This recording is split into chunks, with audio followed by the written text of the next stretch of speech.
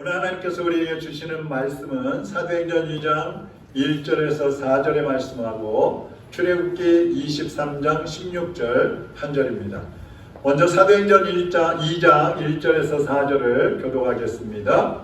오순절 날이 이미 이르매 그들이 다 같이 한 곳에 모였더니 후르니 하늘로부터 급하고 강한 바람 같은 소리가 있어 그들이 앉은 온 집에 가득하며 마치 불의 혀처럼 갈라지는 것들이 그들에게 보여 각 사람 위에 하나씩 임하여 있더니 그들이 다 성령의 충만함을 받고 성령이 말하게 하심을 따라 다른 언어들로 말하기를 시작하니라. 아멘.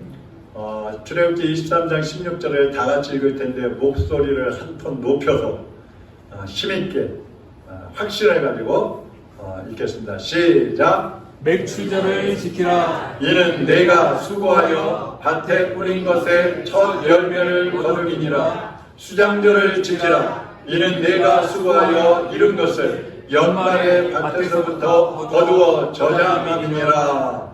아멘. 하나님 아버지, 오늘 맥추감사절을 맞이하여 하나님 앞에 감사하는 마음으로 또 예배를 올려드리고 있습니다. 우리 가운데 맥추절에 하나님이 주셨던 그 은혜, 이제 신약에 와서 우리에게 성령으로 충만한 은혜를 더하여 주시옵시고 날마다 하나님의 은혜를 감사하며 하나님을 기쁘시게 하며 주님을 위해서 살아가는 귀한 성도들이 되게 하여 주시옵소서. 이 시간도 말씀에 기름 부어 주옵시고 성령으로 우리의 심령을 감동 감화시켜 주시옵소서. 예수님의 이름으로 기도합나이다. 아멘.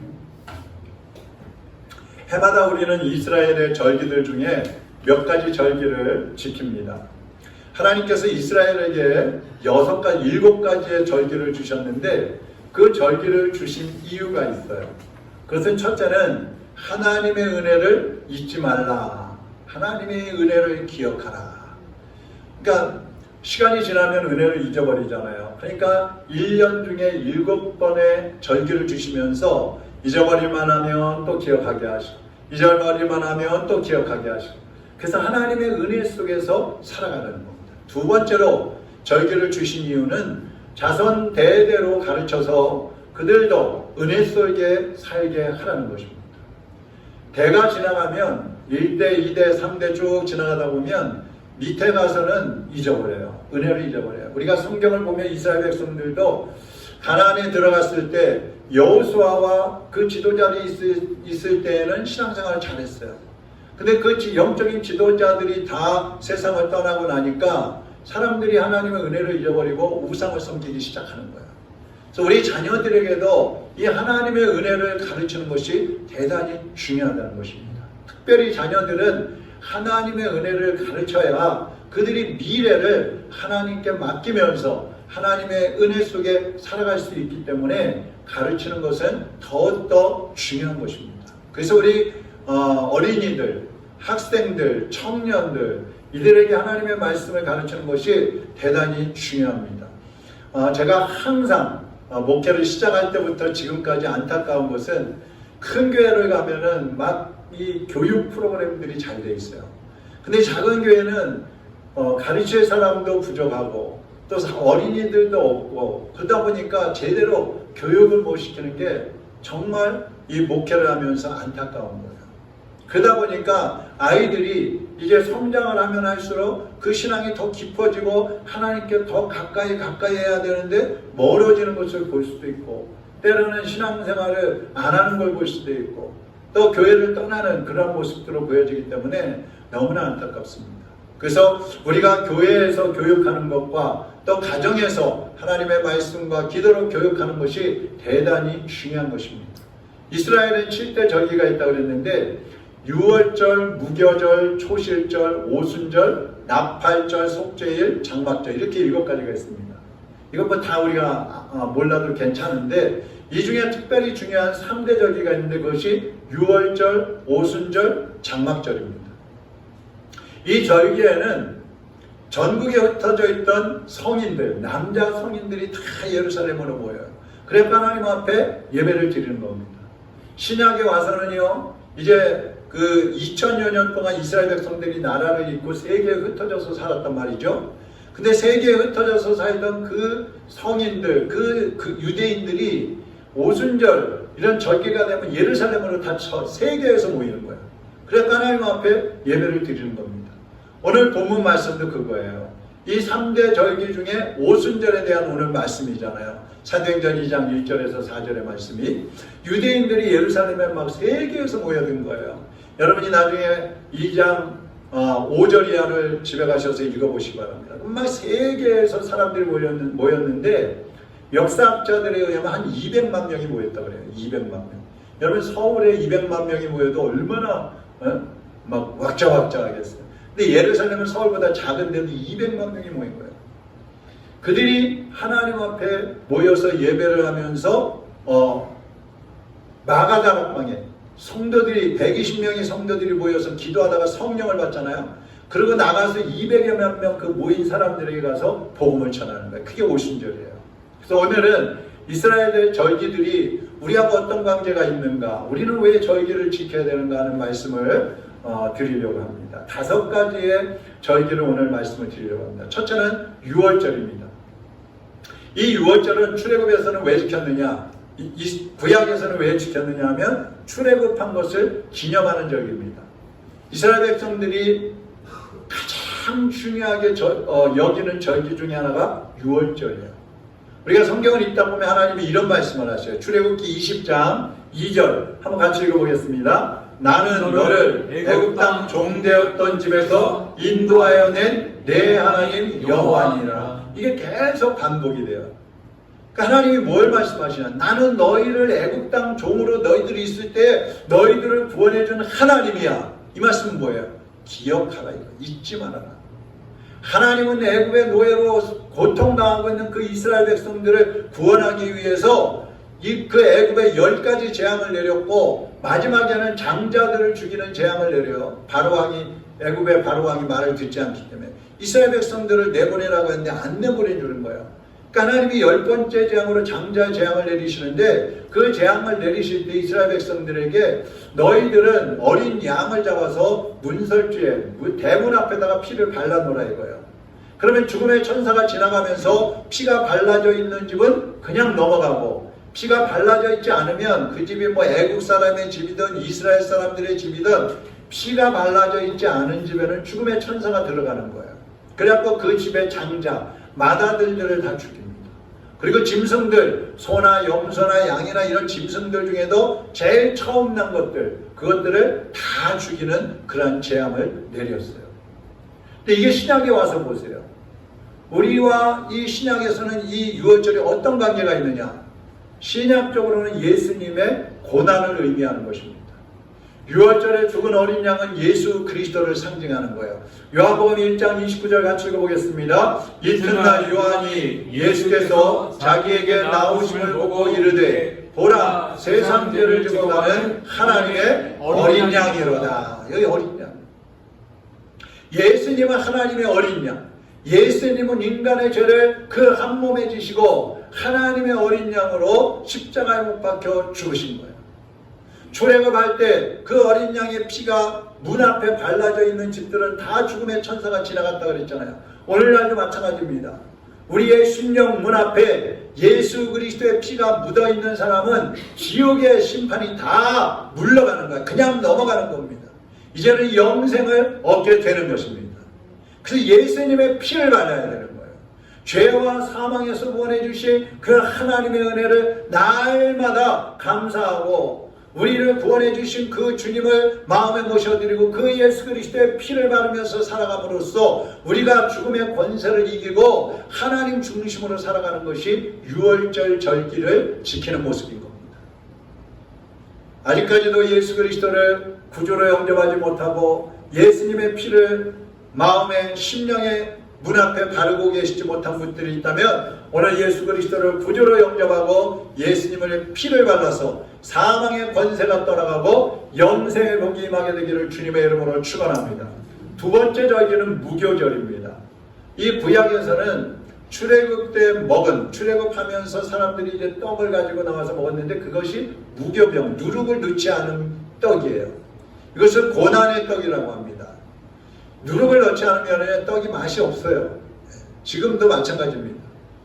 그래서 이 무교병을 맛없는 떡, 정말 어렵고 힘들 때 먹는 떡이라고 해서 고난의 떡이라고 했단 말이죠. 6월절이 지나면 이제 일주일 동안 이 맛없는 무교병을 먹으면서 우리가 애굽에서 노예를 살 때 정말 힘들고 고통스러웠어. 이걸 기억하는 거예요. 고난의 떡을 먹으면서. 또 애굽에서 나올 때는요, 집안에 있던 누룩들을 하나도 가지고 나오지 말라 그랬어요. 다 버리고 나와라. 왜 그랬느냐? 구원받은 성도는 과거의 죄에 매이면 안 된다는 거예요. 이 누룩은 죄를 상징하는 것입니다. 고린도전서 5장 7절 한번 보겠습니다. 여러분은 새 반죽이 되기 위해 묵은 누룩을 없애버리셔야 합니다. 6월절 어린 양이신 그리스도께서 죽으셨으므로 사실 여러분은 누룩이 들어있지 않은 새 반죽이 되었습니다. 여러분, 우리가 예수 그리스도를 믿음으로써 새로운 피조물이 되었잖아요. 그렇다면 이제 옛날에 가지고 살던 옛날에 범죄하면서 살았던 그 죄를 다 버려야 된다는 거예요. 끊어 버려야 된다는 겁니다. 누룩과 같은 그 죄를 우리 속에서 다 없애버리고 새로운 피조물로 살아가라고 말씀하는 거예요.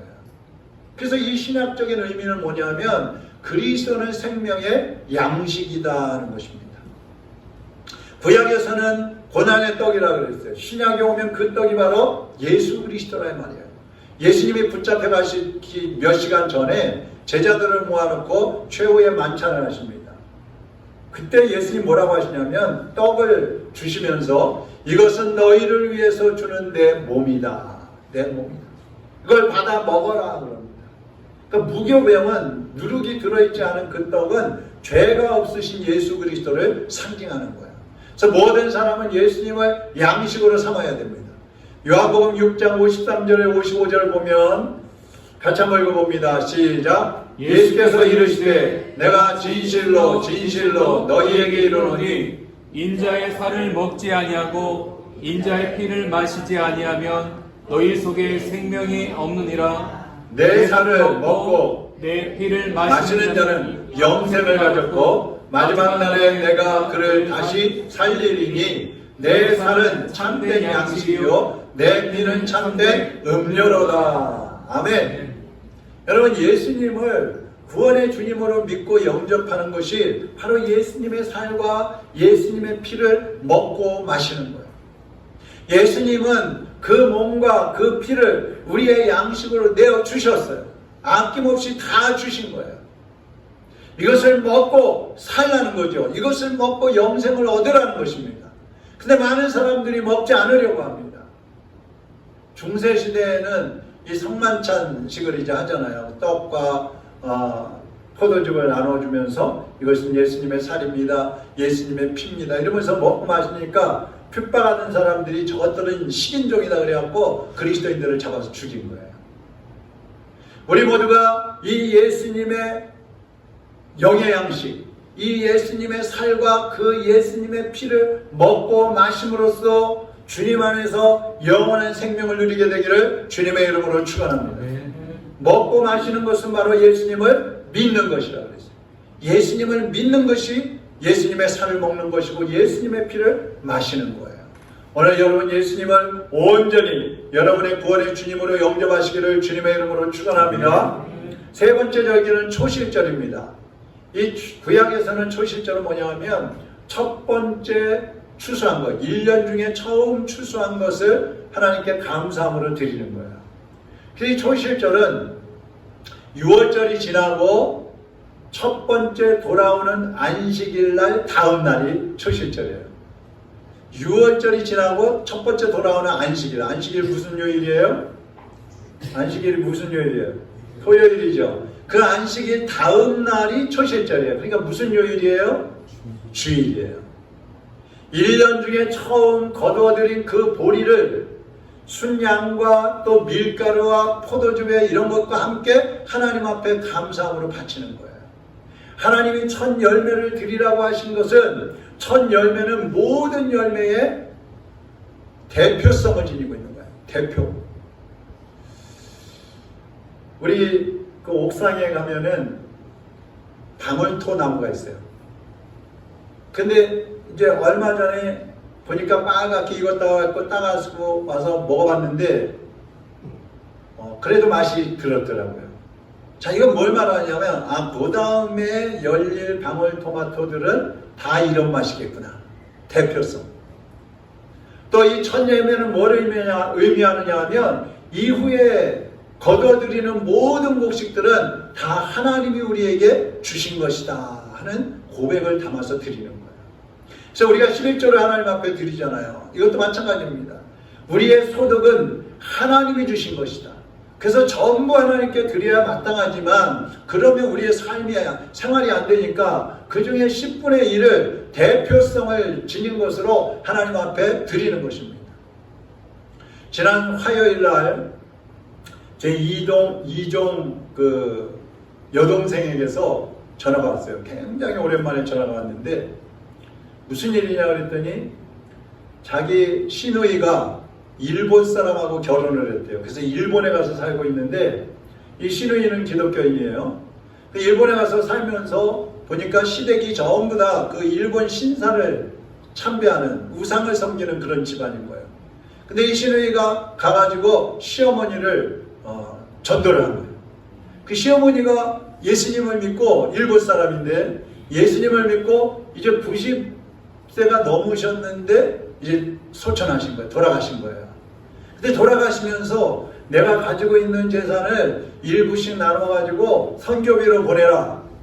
그렇게 해가지고 이제 이 시누이가 이종 사촌 동생의 사촌 오빠가 교회하고 있다 이걸 알아가지고 100만 원을 선교비로 보낸 거예요. 여러분 생각해 보세요. 본 적도 없고 이름도 모르고 국적도 다른데 나에게 주신 이 재산을 어떻게 하나님을 위해서 사용할까?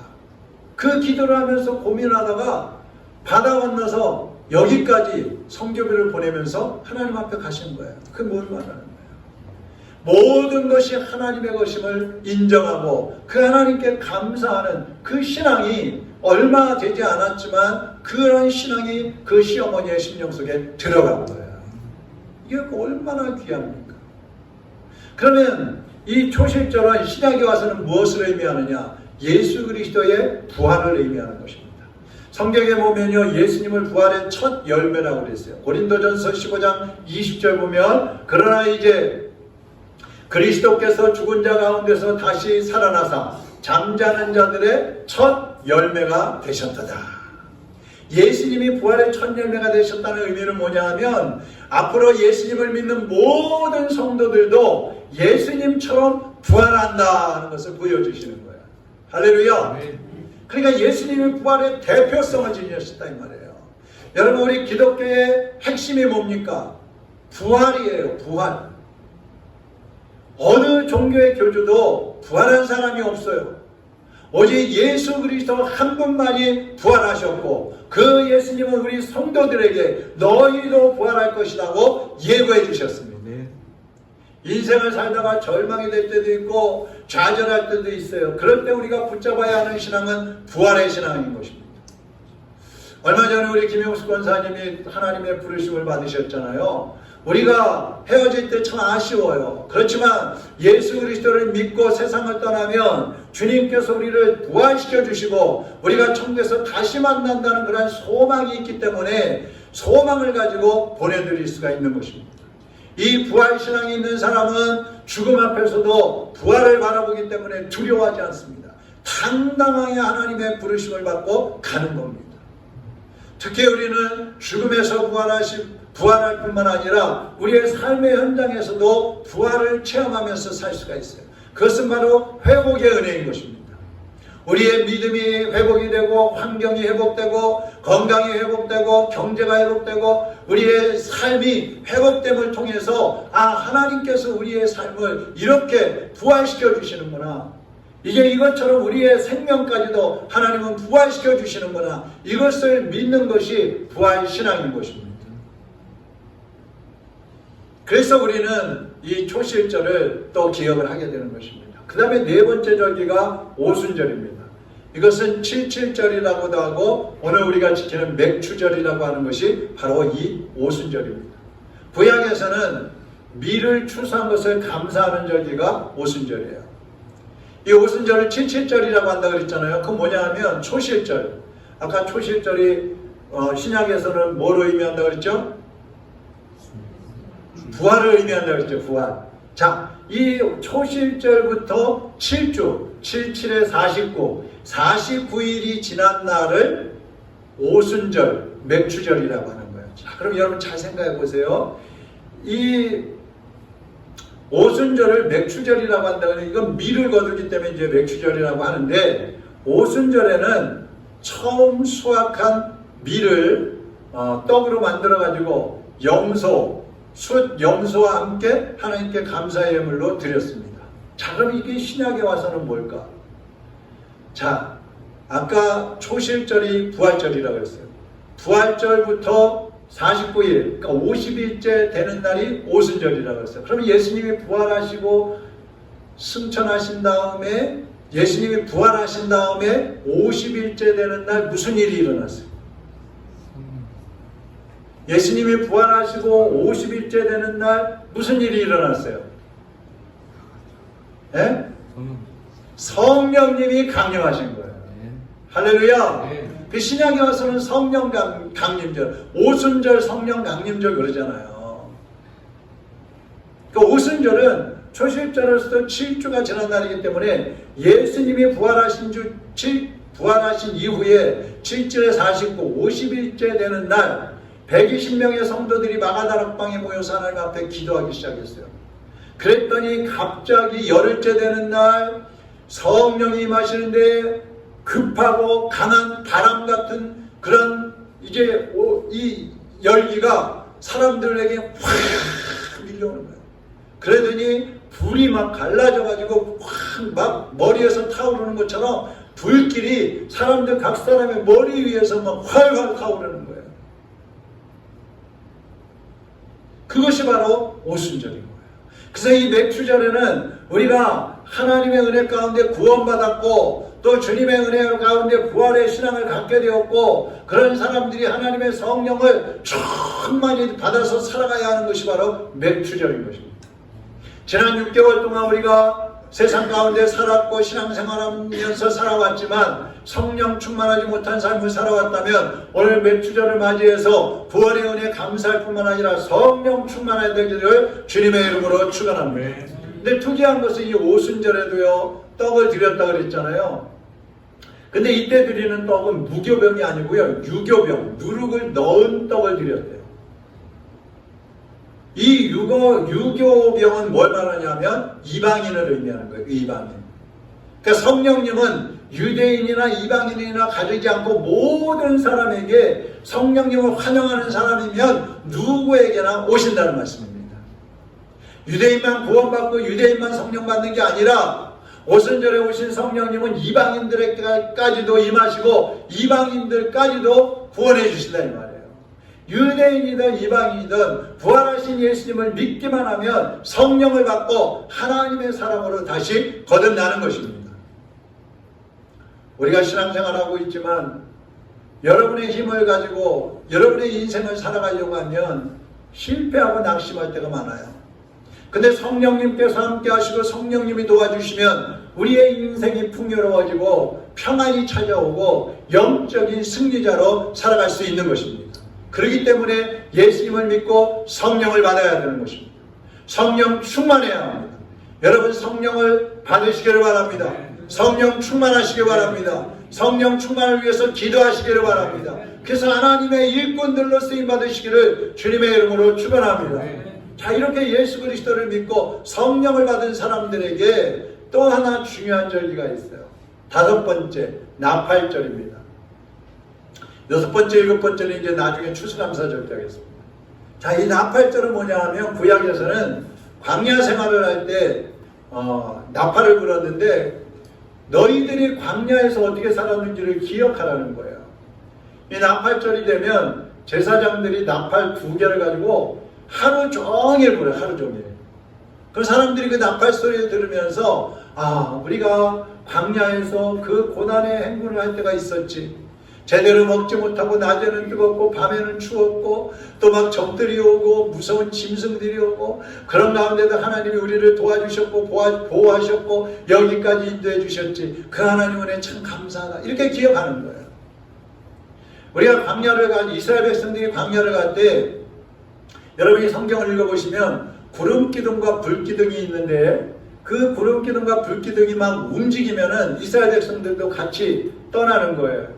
근데 그 구름 기둥이 어느 곳에 가서 딱 서게 되면 이스라엘 백성들도 그곳에서 한 달이든 두 달이든 아니면 6개월이든 1년이든 거기 머무르게 하는 거예요. 자, 그런데 사람들이 남자만 60만 명이었으니까 여자들, 아이들 다 합치면 뭐 200~300만 명이 된다 이 말이에요. 그러면 아무리 뭐 목소리 큰 사람이 출발 외쳐도 안 들려요. 또 모여라 그래도 안 들려요. 그래서 뭘 했냐면 나팔을 부는 겁니다.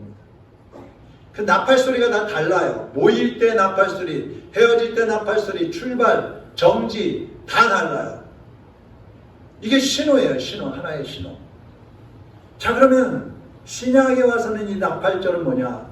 예수님의 재림을 의미하는 것입니다.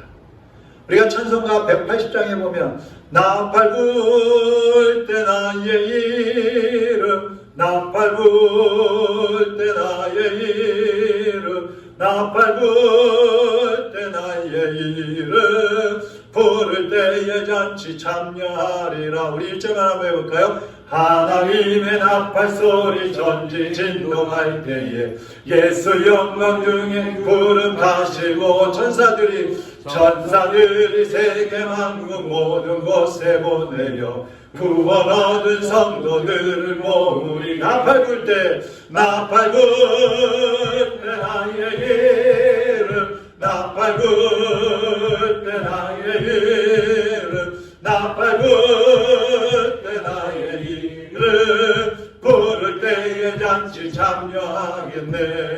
나팔 불 때 누구의 이름이요? 누구 이름? 내 이름이에요. 목사님의 이름이 아니에요. 장로님의 이름이 아니에요. 우리 아빠의 이름이 아니라 바로 나의 이름을 하나님이 불러주신다는 거예요. 할렐루야. 데살로니가전서 4장 16절 17절 같이 읽어보겠습니다. 주께서 고령과 천사장의 소리와 하나님의 나팔 소리로 친히 하늘로부터 강림하시리니 그리스도 안에서 죽은 자들이 먼저 일어나고 그 후에 우리 살아남은 자들도 그들과 함께 구름 속으로 끌어올려 공중에서 주를 영접하게 하시리니 그리하여 우리가 항상 주와 함께 있으리라. 할렐루야. 예수님이 재림하실 때에 하나님의 나팔 소리가 천지를震동한다 그랬어요. 그때는요, 한국에 있는 사람이나 미국에 있는 사람이나 저 일본에 있는 사람이나 영국에 있는 사람이나 똑같이 그 나팔 소리를 듣는 거예요. 그리고 죽은 자들이 부활한다 그랬습니다. 하나님의 나팔 소리가 울려 퍼지면서 이름이 불려지는 거예요.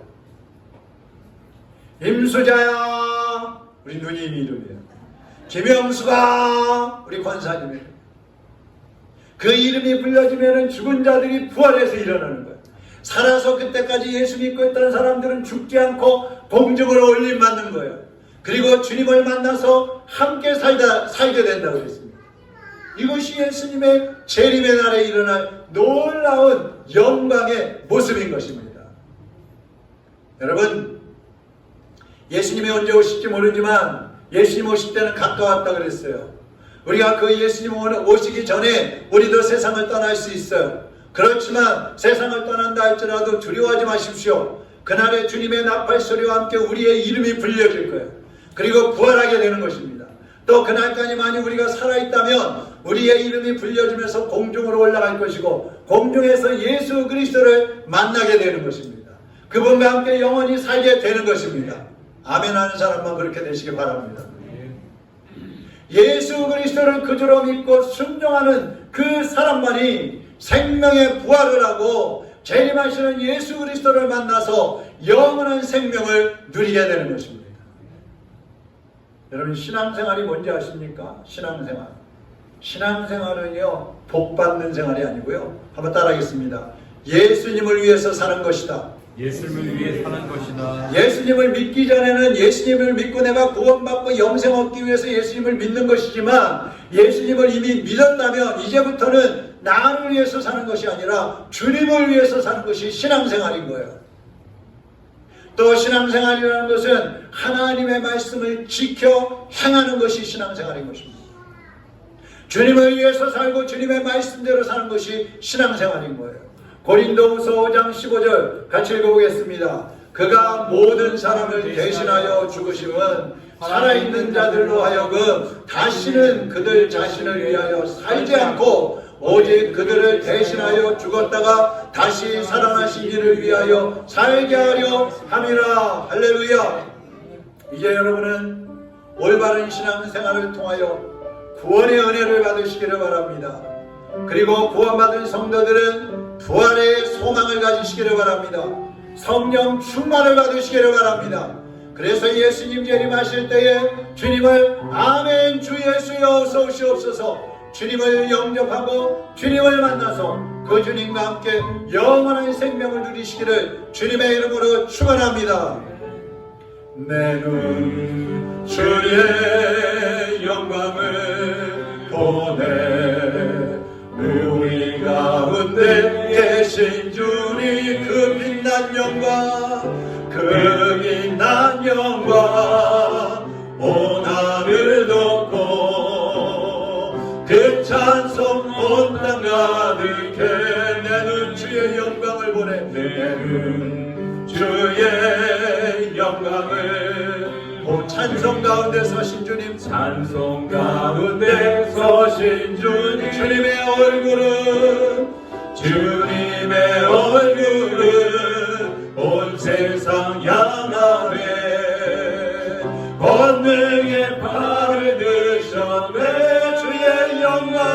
주의 영광 이곳에 가득해. 우리 손에 주님과 함께 찬양하며 우리는 전진하리. 모든 열방 죽을 때까지 주의 영광이 땅 가득해. 주의 영광 이곳에 가득해. 우리 손에 주님과 함께 찬양하며 우리는 전진하리. 모든 열방 죽을 때까지. 하나님 아버지, 우리에게 날마다 하나님 은혜 속에 살아가게 하여 주심을 감사합니다. 주님의 은혜로 육신의 열매를 추수할 뿐만 아니라 영적인 열매를 추수하며 주님의 부활의 소망을 가지고 성령의 인도하심을 따라 재림의 날까지 달려갈 수 있게 하여 주심을 감사를 드립니다. 오늘 여기 모인 성도들, 이 말씀을 듣는 모든 성도들이 예수 그리스도의 부활의 소망을 갖게 하여 주옵시고 날마다 성령 충만한 삶을 살게 하여 주옵소서. 주님이 오시는 그날까지 하나님의 일꾼들로 살다가 주님이 우리의 이름을 부르실 때에 공중으로 들림받고 부활하여서 우리 주님과 함께 영원한 생명을 누리는 복된 성도들이 되게 하여 주시옵소서. 예수 그리스도의 이름으로 기도하옵나이다. 아멘.